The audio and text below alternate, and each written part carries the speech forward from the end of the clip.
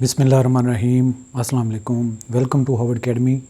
आज का हमारा सेशन पाकिस्तान अफेयर्स के फर्दर हमने जो टॉपिक पढ़ना है, the Vedic period and ancient kingdoms of India. अब यहाँ पे थोड़ा सा आपको बताता चलूँ। एक तो क्रिटिकलिटी, जब हम तारीख़ का मुताला करते हैं तो डेफिनेटली पाकिस्तान इंडिया से अलग हुआ था तो सब कॉन्टिनेंट की हम तारीख़ का हवाला देते हैं। इंडिया में आपको पता है कि हिंदुइज़म का एक टाइम था, हिंदुइज़म ही है अभी वहाँ पे डोमिनेटिंग जो आबादी है हिंदुइज़म की है। तो फिर मुख्तलिफ़ अदवार गुज़रे, मुसलमान आए और इस्लाम फैला, तो पाकिस्तान एक बाद में जो एक वतन के तौर पे अलग हुआ 1947 में। ये जो रेवोल्यूशन है इस्लाम के हवाले से, ये तो 712 में जब मोहम्मद बिन कासिम आते हैं तब से, लेकिन उससे पहले इवन के क्रिश्चियनिटी से भी पहले ये हिंदुइज़म है। और इस टाइम को वैदिक पीरियड यानी कि वेदों का दौर, जो इंडिया की मुक़द्दस किताबें हैं या तारीख़ी किताबें हैं, जिस तरह इस्लाम की बुनियाद कुरान और हदीस पर है, हवाला जात उनसे लिए जाते हैं, इसी तरह जो हिंदुइज़म है उनकी बुनियाद जो किताबों पर, जो उनकी तारीख़ों पर लिखी गई है, वो वैदिक पीरियड कहते हैं या वेदों का दौर। ये बहुत पुरानी हिंदुइज़म की तारीख़ है, उसका हवाला देना या उसको मुताला करना बहुत ज़रूरी है। अब आप ऐसे समझें कि तारीख़ की गाड़ी पे हम बहुत स्पीड से गुज़र रहे हैं और आज के सेशन में हमने उन चीज़ों को थोड़ा सा टच देना है कि ये टाइम पीरियड कैसा था, कैसे ये आज का जो मौजूदा हिंदुस्तान है, हिंदुइज़म है और उनके अंदर ज़ात पात का सिस्टम है, कैसे आर्यों से ये स्टार्ट हुआ। जो पुराने हिंदू थे या जिन्होंने वेदों पे काम किया या जिन्होंने वेद का एक दो दौर उनके गुज़रते हैं, 4 वेदें थी, 2 उनके दौर थे, उनका भी हम जिक्र करते हैं। तो उन्होंने किस तरीके से एक अपनी सिविलाइजेशन की तरफ मूव किया। पहले वो सिर्फ़ और सिर्फ जानवरों को चराते थे, ऐसे खाना बदोशों की ज़िंदगी रहते थे। तो बाद का जो वेद का पीरियड है, यानी कि पहला पीरियड वेद का वो बैकवर्ड है, उसके बाद वाला थोड़ा एडवांस आता है। उसके बाद उनका ज़ात पात का सिस्टम, जो उनकी 4 ज़ातें हैं, और उनके बाद मज़ीद ज़ातों के अंदर वो वुसअत हुई, उनमें डिवीज़न पैदा होती गई। पहले तो उनकी एक इकाई के तौर पे या जो पेशे थे उनको तकसीम करने के हवाले से बनाया गया, लेकिन ये तकसीम कार बढ़ती गई और आज से कुछ पहले बैक में जाएं तो जो एक बैकवर्ड हिंदुइज़म के साथ लिंक हैं चीज़ें, अब तो थोड़े कुछ न्यूट्रलाइज हुए हैं और अब मोदी के टाइम में फिर अगेन वो बहुत इंतहा पसंदी को वो छू रहे हैं। तो इनका जो लिटरेचर है उसके हवाले से भी, और कई सारी सल्तनतें इनकी जो इम्पॉर्टेंट थी उनका भी हवाला हम देंगे।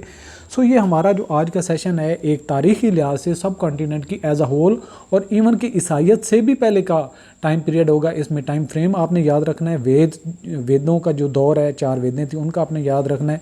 जो 2 इनकी फेजेस थी, यानी कि पहला वेदों का पीरियड, दूसरा वेदों का पीरियड, उसके ऊपर हमने बात करनी है। और इसके अलावा इनका जो सोसाइटी और सोशल स्ट्रक्चर है उसके ऊपर हमने बात करनी है।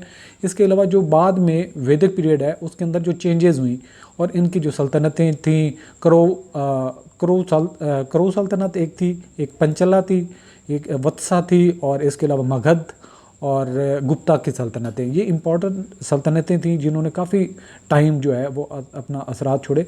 तो ज़ाहिर बात है एक एक सल्तनत तकरीबन 50-50, 60 साल, 100 साल तक चलती है, लेकिन हमने उनका शॉर्टली जो है एक मवाजना करते हुए आगे इस टॉपिक को अंडरस्टैंड करने की इंशाल्लाह कोशिश करनी है, जो तारीख़ की हमारी बुनियाद बनती जा रही है। लास्ट जो हमारे 2 लेक्चर थे उनके साथ इसको आपने लिंक करके समझना है, तो आपको पाकिस्तान की तारीख़ भी समझ आना शुरू हो जाएगी। मूव करते हैं। मैंने थोड़ा सा ओवरव्यू आपको दिया है, अब डिटेल से 1 बाय 1 इसके अंदर कुछ फैक्ट्स भी होंगे और इन फैक्ट्स को आपने बहुत गौर से याद रखने की कोशिश करनी है।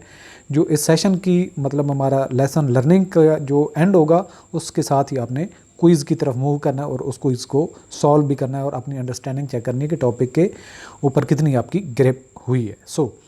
द वैदिक पीरियड यानी कि वेदों का दौर, आप ये समझें कि इनके आबाओ अजदाद थे जहाँ से वेद का पीरियड टाइम शुरू होता है। And ancient kingdoms constitute a crucial phase in the rich tapestry of India's history, कि अगर एक ये जो तारीख़ चलती जा रही है इंडिया की तारीख़, उसमें एक मवाजना किया जाए या उसका मुताला किया जाए तो ये एक जो टेपेस्ट्री या एक मूवी बनती है या एक कहानी बनती है, तो इस कहानी में उस जो वैदिक पीरियड है, वेदों का दौर बहुत अहम है। उसके अलावा इंडिया की तारीख आप समझ नहीं सकते या उसकी बुनियाद ही नहीं बनती। Spanning from around 1500 BCE, before Christian era. BCE mean before Christian era, यानी कि ईसाइयत से भी पहले। 1500 ईसाइयत से पहले से लेके 600 ईसाइयत पहले, यानी कि अभी ईसाइयत फिर भी नहीं आई थी, जो वेदों के पीरियड जिसका आज हम मुताला कर रहे हैं। This era witnessed the composition of the Vedas, the rise of various powerful kingdom. तो जो ये दौर है, इस दौर ने वेदों का पीरियड और इसके अलावा बहुत मजबूत जो सल्तनतें थीं उनका जो है उरूज देखा। And the emergence of significant cultural and religious development, और इसी दौर में जो सकाफ़त है और मज़हब है इसने तरक्की की, जो आज हमें बहुत हद तक इंडिया की बुनियाद नज़र आती है या हिंदुस्तान की नज़र आती है। Here we delve into the key features and significant of this period. और इस पीरियड के की फीचर्स क्या क्या हैं, क्या था इस दौर में, क्या कुछ इस दौर में बुनियादें बनी जो आज भी हमें नज़र आती हैं, और वो तारीख़ की बुनियाद उसमें कुछ चेंजेस होते होते आज के दौर में भी हिंदुस्तान में हमें नज़र आती हैं। और आज की तारीख़ के हवाले से उस तारीख़ के उन पहलुओं की या उस दौर की क्या अहमियत है, उसका भी हमने जो है वो एक समरी देखनी है। सो मूव करते हैं द वैदिक पीरियड, यानी कि वेदों का दौर। The Vedic period derives it's name from the Vedas, यानी कि वेदों से ही इसका नाम निकला है और इसीलिए इसको वेदों का दौर कहा जाता है। A collection of hymns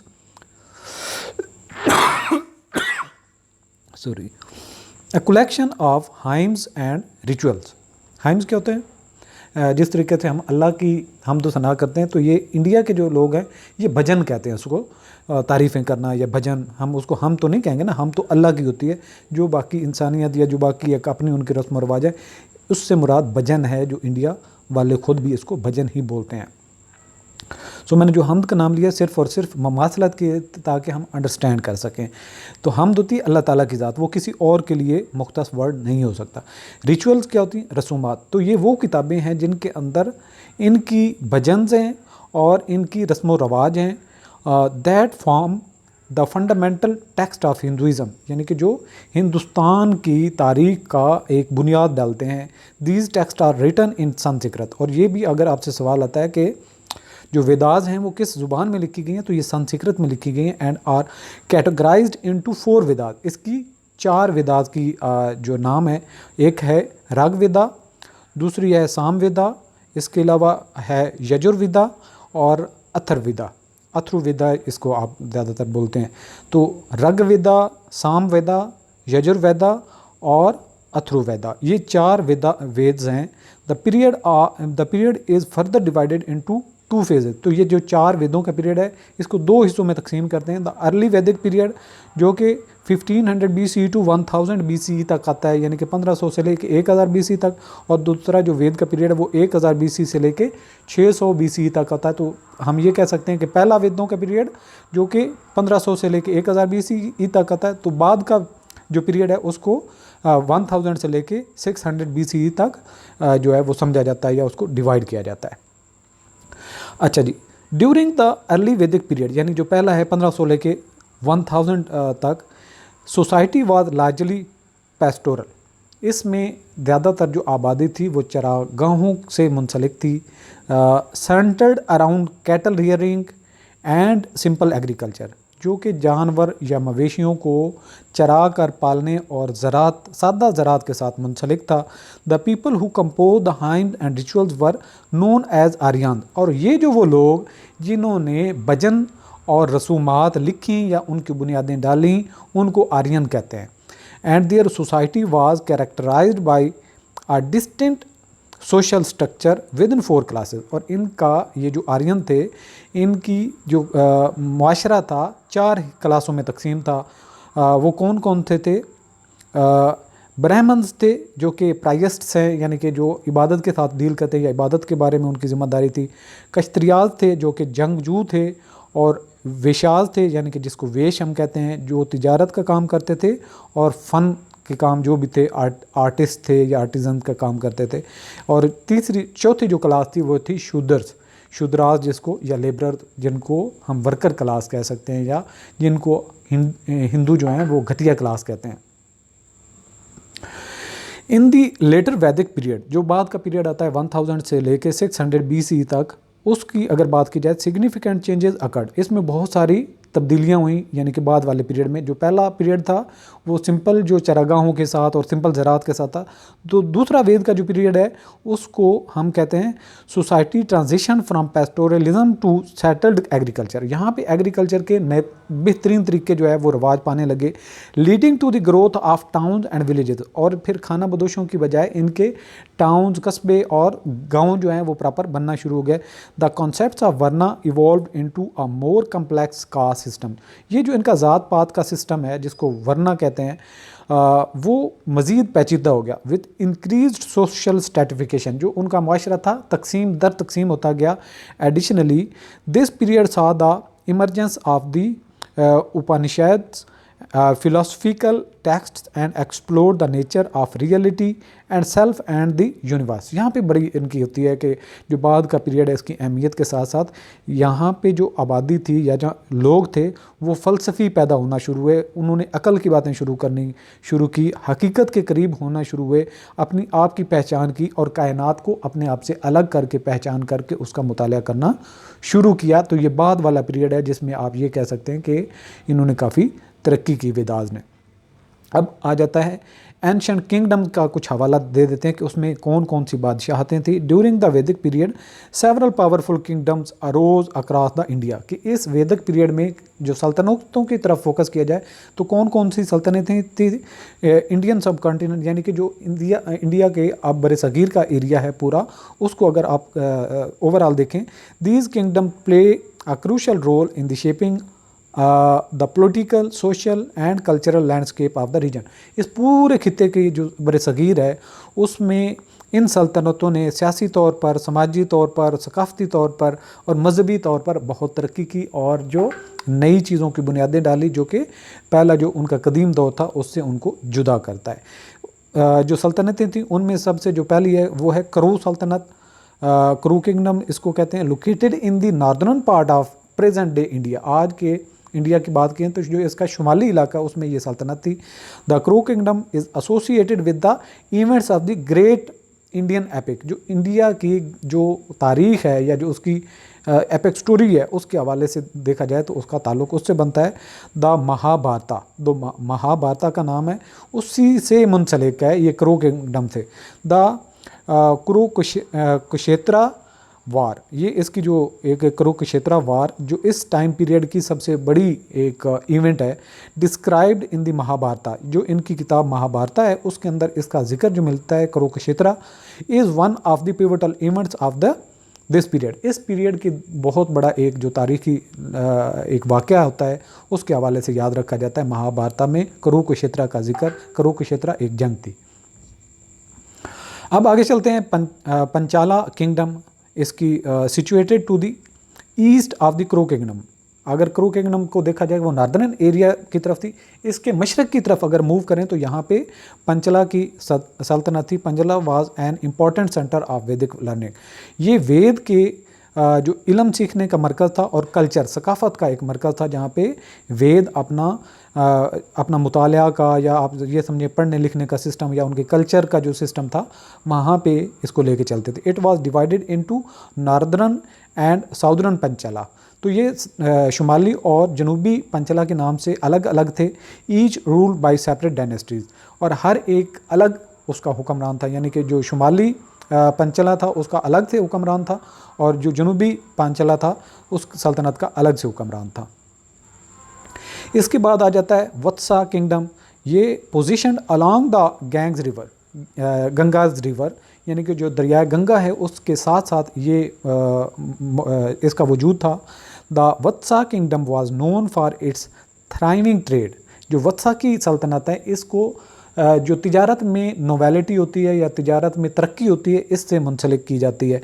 and the cultural interaction, और सकाफ़त के लिहाज से ये बड़ी एनरिच थी, सकाफ़त के लिहाज से ये बड़े यूनिक थे, एंटीक थे, और आज भी इनकी सकाफ़त जो इंडिया में मौजूद है इन्हीं से मुंसलिक है, वत्सा किंगडम से चलती आ रही है।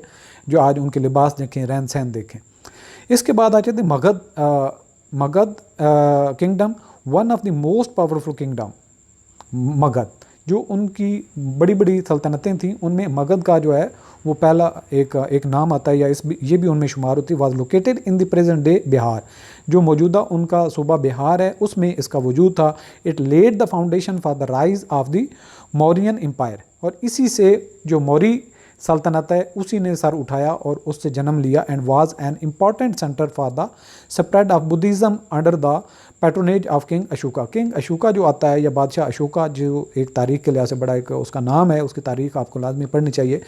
तो उसी के ज़ेर साया मौर्य एम्पायर बड़ी, और जो बुद्धिज़्म का मज़हब है इसने जो फैला। इसके सिग्निफिकेंस के हवाले से the Vedic period and ancient kingdoms mark the formative years of Indian civilisation. जो वैदिक का पीरियड है और ये सल्तनत का कदीम सल्तनतों का दौर है, इन्होंने इंडिया की जो कदीम एक उनकी सिविलाइजेशन है या तारीख़ है उसके ऊपर बहुत असरात छोड़े। The Vedas not only provided religious guidance but also shed light on the various aspects of the society यानी कि माशरे के ऊपर और मज़हब के लिहाज से इन्होंने बहुत गहरा असर छोड़ा। इसके अलावा इकॉनमी जो थी उनकी मईशत, उसके ऊपर असर छोड़ा, उनके सकाफ़त पर और वक्त के जो तरक्कियाँ थी इन्हीं वेदास से ही जो है वो लिंक होती हैं, या उनको वेदास को बुनियाद समझा जाता है। The rise of kingdom and the interaction between different regions foster trade. अब ये जो सल्तनतें जिनका हमने पहले जिक्र किया है उनका आपस में इंटरेक्शन होता था, वो आपस में तिजारत करती थी, कल्चर एक दूसरे से सीखते थे, समझते थे, और इसी तरह से नए नए आइडियाज़ एक दूसरे से लेते थे। और यहाँ से जो है यानी कि इन मौजूदा इंडिया की जो बुनियाद है वो वेदों के और एंशिएंट किंगडम से ही मुंसलिक है, जिनका आज हम तज़किरा कर रहे हैं। Moreover, this period set the stage for the subsequent historical development। जो बाद में तारीखी तरक्कियाँ हुई ये भी इन्हीं की बुनियाद हैं, including the rise of the larger empire such as Mauryan and Gupta empire. यानी कि जो मौर्य और गुप्ता की सल्तनतें हैं वो भी इन्हीं से जन्म लेती हैं, जिनका तारीख़ में एक बड़ा नाम है। As well as continuation of philosophical inquiries, जो फ़लसफ़ा की बुनियाद है या जो तारीख़ है वो भी इनसे मुंसलिक होती है। And the shaping of diverse religious beliefs, जो मौजूदा हिंदुओं के मजहबी अकायद हैं वो भी इनसे ही मुंसलिक हैं। The Vedic period and the kingdom that flourished with in it laid the groundwork for the multifaceted identity of India। जो आज इंडिया की शनाख्त है या पहचान है, इसका ताल्लुक़ उन्हीं कदीम सल्तनतों के साथ और वेदों के पीरियड से ही जुड़ता है। Making it a pivotal chapter in the narrative of the sub continents history. तो बरे सगीर की तारीख़ में इनका जो है मेन सेंट्रल रोल बन जाता है, जो हमने सारी पॉइंट्स इनके साथ लिंक किए हैं, जो हमने चीज़ों का तज़किरा किया। सो इस अंडरस्टैंडिंग की बेसिस पे होप्स हो कि आपको कुछ ना कुछ इस चीज़ों का याद भी रहेगा, समझ भी आएगा। अब हम चलते हैं क्विज़ को सॉल्व करते हैं। Question number 1, the Vedic period of India lasted approximately from. जो वेदों का पीरियड है ये कहाँ से कहाँ तक जाता है? 1000 CE टू 500 CE, यानी कि जो the Vedic period of India जो ओवरऑल, यहाँ पे पहला दौर और दूसरा दौर नहीं है, 2000 BC to 1000 BC, 1500 to 600 BC, 500 BC to 200 BC। तो as a whole Vedic period का आपने तज़किरा करना है, तो राइट आंसर है 1500 BC टू 600 BC। नेक्स्ट हमारा क्वेश्चन है question number 2, which collection of text forms the foundational text of Hinduism during the Vedic period. तो इसमें ऑप्शन है हमारे पास Upanishads, Ramayana, Vedas, Mahabharata. So right option है Vedas. Question number 3, how many Vedas are there in total. वेदों की तादाद कितनी है? 2, 3, 4, 5। राइट ऑप्शन 4 है। नेक्स्ट क्वेश्चन है question number 4, what is the primary language of the Vedas. इनकी बुनियादी ज़ुबान कौन सी है? तमिल, पाली, संस्कृत, प्राकृत। सो राइट ऑप्शन संस्कृत है। अगला क्वेश्चन है हमारा 5, ड्यूरिंग द अर्ली वैदिक period what was the primary occupation of the society. वेदों के पहले दौर में सोसाइटी का या माशरे का कौन सा पेशा था? ऑप्शन है trade and commerce, B fishing and hunting, C cattle rearing and agriculture, D arts and craftsmanship. Right option C है cattle rearing and agriculture. Question number 6, the concept of varnas during the Vedic period refer to. इसमें वरनाज से क्या मुराद लिया जाता है? वरनाज यानी कि जो उनकी क्लास सिस्टम है, regional division, social classes, religious rituals, political faction. So right option है सोशल क्लासेस। क्वेश्चन नंबर 7 है, what major changes occur during the later Vedic period regarding society and lifestyle. Option है हमारे पास A shift from agriculture to pastoralism, B a move from settled life to nomadic life, C a transition from pastoralism to settled agriculture, D a shift from towns to rural villages। right option C है a transition from pastoralism to settled agriculture। question number 8 है, which philosophical text emerged during the later Vedic period and explored the nature of reality and the self।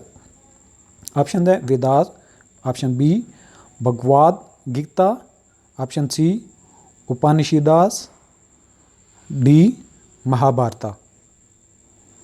Right option है Upanishads. Question number 9 है, which kingdom played a crucial role in the spread of Buddhism under the patronage of king Ashoka. Option हैं हमारे पास Kuru kingdom, B Panchala kingdom, C Vatsa kingdom, D Magadha kingdom. Right option है Magadha kingdom.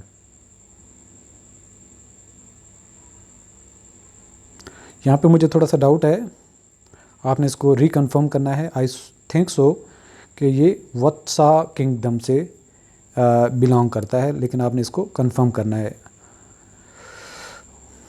Next हमारा question है, the Vedic period and ancient kingdoms laid the foundation for the rise of larger empires in India such as।